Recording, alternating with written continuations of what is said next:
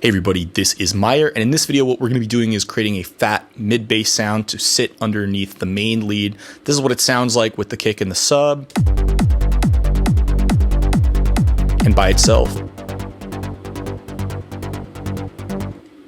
So let's go ahead and get started. What we use this for, of course, is sitting underneath the main lead like this.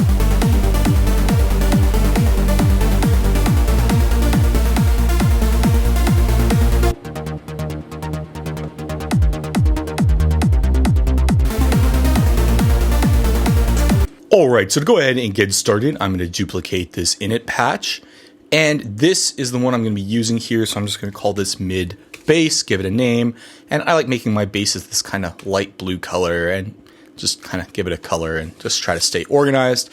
And very much like the sub bass, what I want to do is use the arpeggiator built in.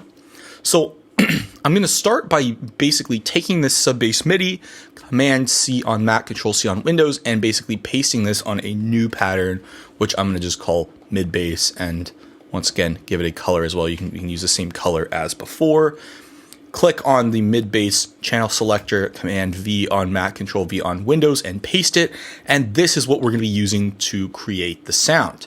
So I'm going to go ahead and route this to an empty mixer track, and Mac that is Command L, on Windows that is Control L, and this is what we're going to be using to, I guess, create the sound that we need.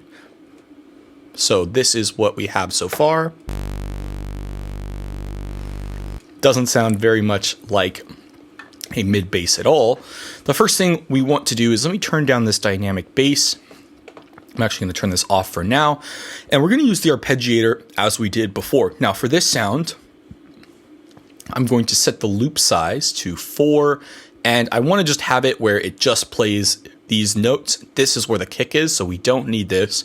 And I'm going to put a release here, because if I don't do that, it's going to keep playing until it re-triggers. So I'm going to just go here and click on release and do it like this, so that way we get this kind of sound. So now what we can do is go ahead and start creating the sound. This is what it sounds like so far. So let's go ahead, bump this up an octave, and for this one, I'm going to choose Hyper Stereo 8, and I'm going to bring the spread down.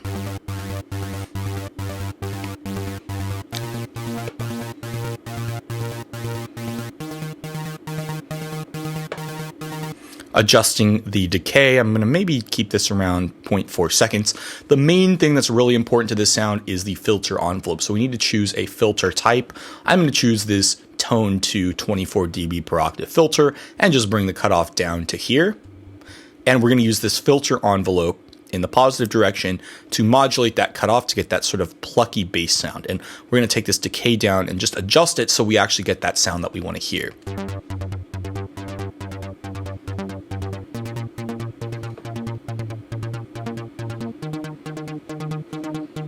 Maybe we'll bring this down an octave.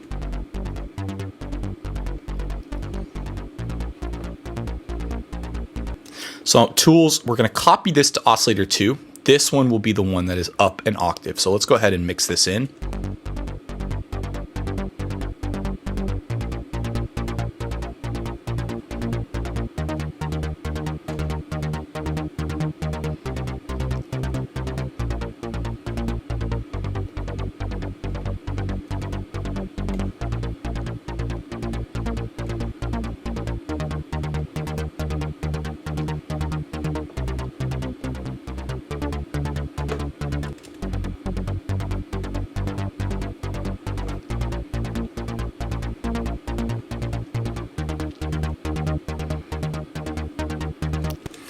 So far, this is sounding good. I'm going to turn on oscillator 3, but I'm going to set this to noise. I'm going to go to noise and just use white noise. And what this is going to be is just some noise to kind of help this cut through on the top end.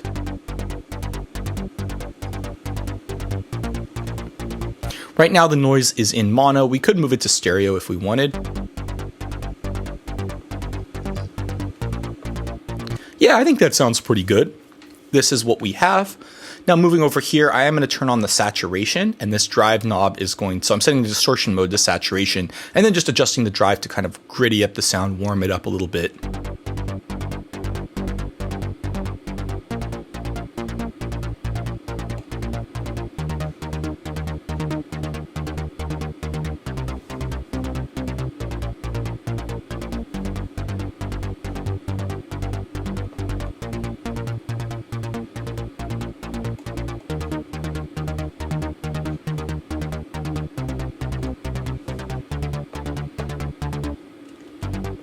Let's hear this in context with the other sounds.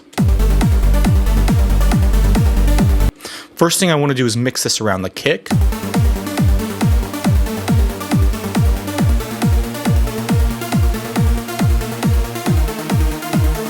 So the kick, I'm trying to mix this maybe around -6, -8. Now let's go ahead and mix in the sub bass.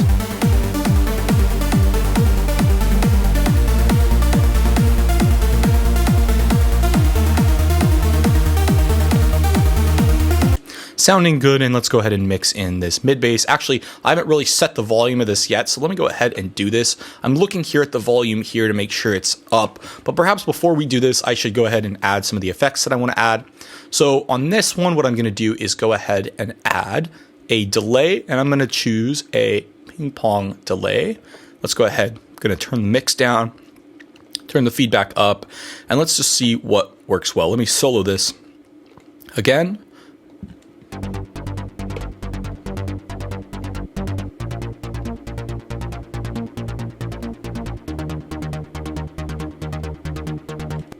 That is sounding pretty good. We can try a different time.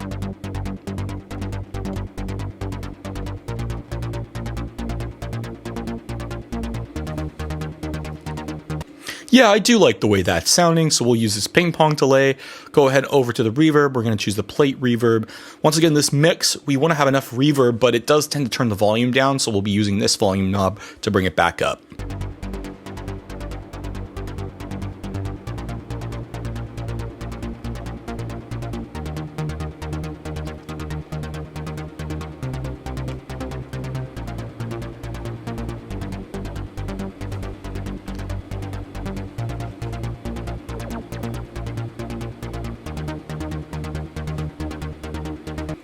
Sounding good, and for this first effect, what I may do is go to stereo imaging, stereo width, and just see if it's better to bump this width down a little bit. It might be a little too wide.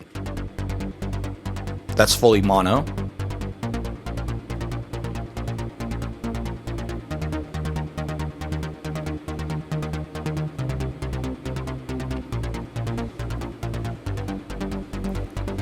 Sounding good. I'm going to move over to the EQ, and I want to add maybe a little bit of high and mid and take out some of the low. So the first thing I'm going to do, if I turn this low mode to the left, I can actually do a low cut, which is really, really nice. You don't need to use another filter for it.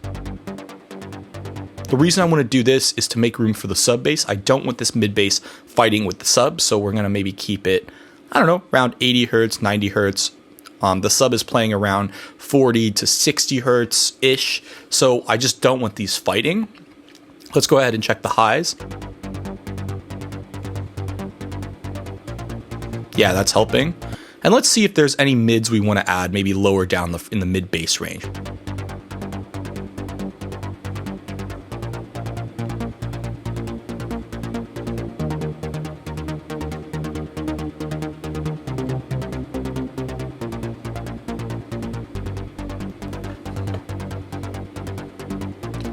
Yeah, this high is kind of bringing out the click, and this mid is just kind of adding a little bit of body to the sound. Let's go ahead and adjust this volume. I'm looking here at the level here.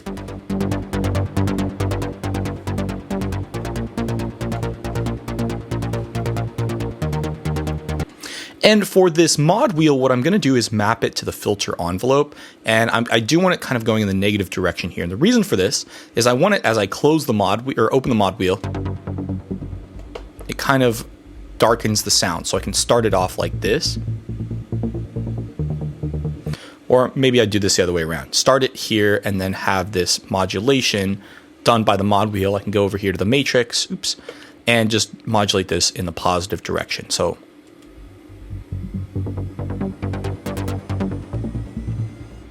once again, we start at the lowest point we would want it, like that, and then move this all the way up.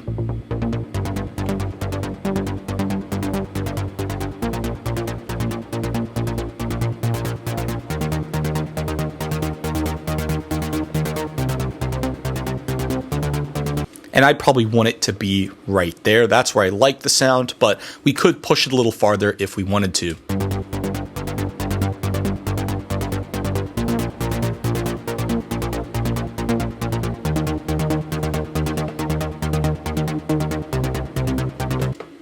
Sounding pretty good. Let's go ahead and mix this in with the rest of the sound. So I'm going to cut this all the way down.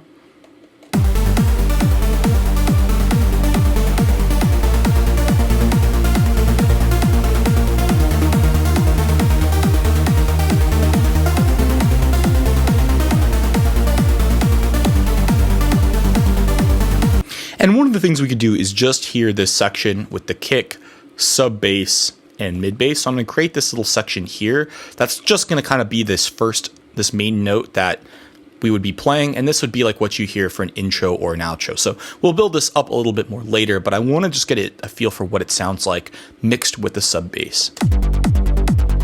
Yeah, that's too much. The next thing, of course, we want to sidechain the kick here. So I'm going to right click, route to this track. Actually, I meant to sidechain to this track so we don't send any audio through. Take our limiter that we used for the lead, and I'm just going to click Save Preset As and drag it here.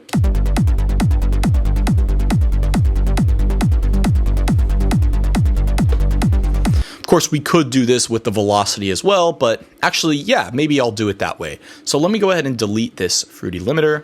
Because we're using the arpeggiator, we can do this, that way directly. So I'm going to unroute the kick to the mid bass. And what I'm going to do on the mid bass channel is I'm actually going to map the velocity to the volume. So now what we can do is use this as kind of the volume.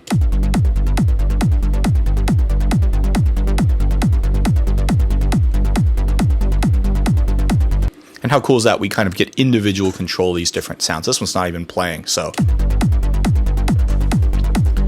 We could even adjust velocity to the cutoff as well.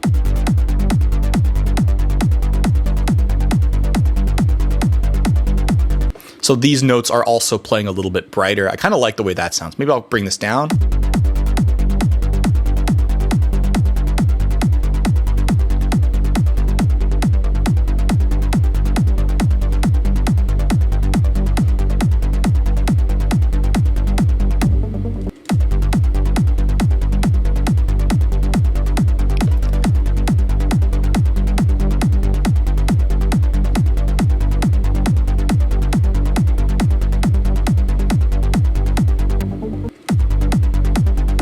Yeah, I'm just adjusting this envelope because I like having that little bit of separation between the notes. So let's go here and listen to it in context.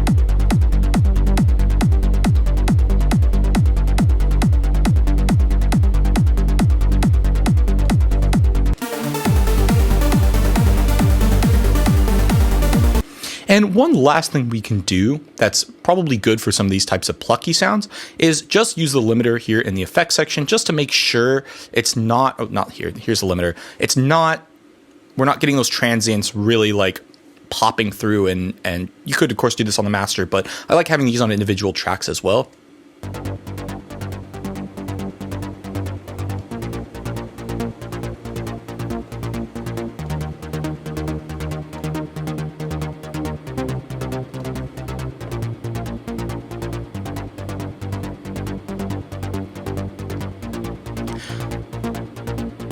It's hard to even hear what it's doing, but it's just making sure that that sound kind of stays in its place. And when these get added together, you don't have these double transients engaging that master limiter. It just kind of helps put that sound in control. Once again, I really can't even hear much of what it's doing, but it is going to keep this from adding together with the transients of other tracks. We could have done this on the lead too, but I won't do that because I don't like doing this on individual lead sounds because I would tend to layer these and want to do that on the bus channel. Probably I could do that for the mid bass as well, but we'll see.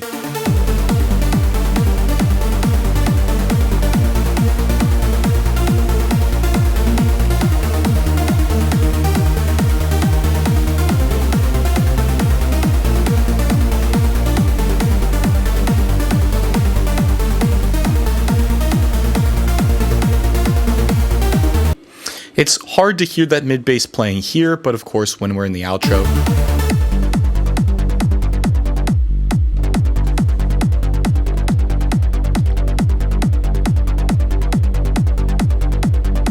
really helps the sound. So I like having that there. I think that's really, really important. In the next video, what I will probably do is create a pad that'll sit underneath the lead, and we'll kind of build it out for this section. So see you then.